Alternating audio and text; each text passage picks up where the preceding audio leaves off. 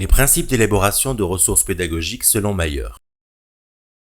Mayer est un psychopédagogue américain qui a apporté une contribution significative aux théories de la cognition et de l'apprentissage, en particulier en ce qui concerne la résolution de problèmes et la conception de multimédia éducatif.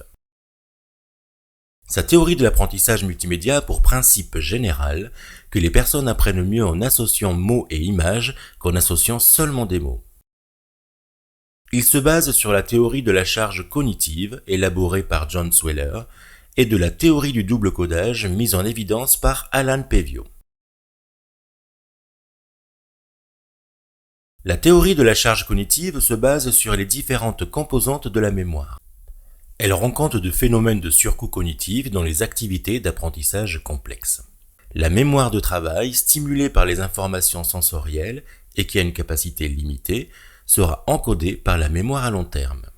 La charge cognitive se décompose en 3 catégories. La charge intrinsèque, déterminée par le nombre d'éléments d'information à apprendre et leurs relations. Elle est inhérente au contenu de l'activité et dépend également des connaissances de l'élève. La charge extrinsèque, déterminée par la manière de présenter les informations. Elle ne contribue pas directement à l'apprentissage. Et enfin, la charge extrinsèque utile est également la manière de présenter les informations tout en contribuant à l'apprentissage. Un certain niveau d'effort est bénéfique. L'idée est de réduire la charge extrinsèque en présentant les informations de manière claire pour diminuer le surcoût cognitif et laisser ainsi plus de place à la mémoire de travail de traiter les informations visant un apprentissage. La théorie du double codage donne une explication aux effets bénéfiques de l'activité d'imagerie sur la mémoire verbale pour rendre compte des comparaisons que l'on peut faire entre cette mémoire et celle d'un matériel constitué de dessins d'objets. Bien que pouvant fonctionner de manière indépendante, ces deux systèmes opèrent des connexions référentielles, mais ne sont pas forcément activés de façon identique. L'activation d'une image mentale est quasi instantanée lors de la perception d'objets ou d'images. Elle est moins évidente lors de la perception d'un mot. Richard Mayer a donc élaboré 12 principes pour aider les enseignants à réaliser des ressources pédagogiques, qu'elles soient multimédia ou pas. Appliqué à la création d'une capsule vidéo, on gagnera en efficacité.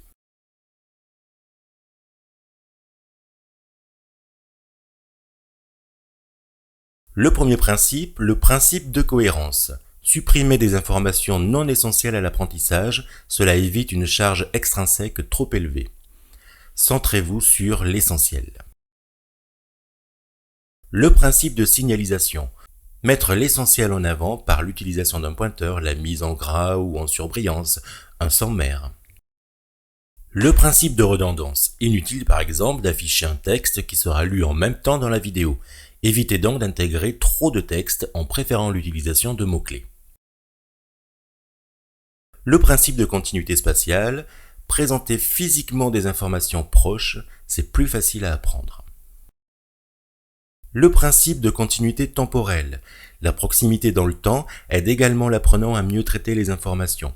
Cela s'est traduit par une synchronisation des informations visuelles et la présentation orale. La segmentation, on sait que l'attention chute au bout de 10 minutes. Si l'on veut faire passer des notions d'un cours, il est préférable de le découper en plusieurs vidéos, présentant à chaque fois qu'une seule notion. Le principe de pré-entraînement, diffuser en amont des cours, des informations clés sur le contenu, favorisera les connexions neuronales essentielles à l'apprentissage.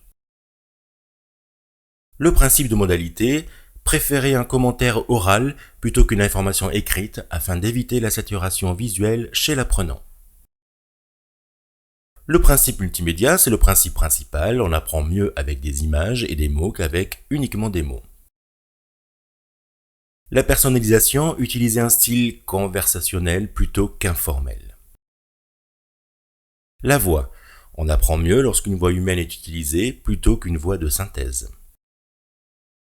L'image, montrer une photo ou un encart vidéo du présentateur peut apporter une proximité affective chez l'apprenant, mais n'est pas nécessaire tout au long de la présentation. L'idéal est en début de la vidéo lors de la présentation.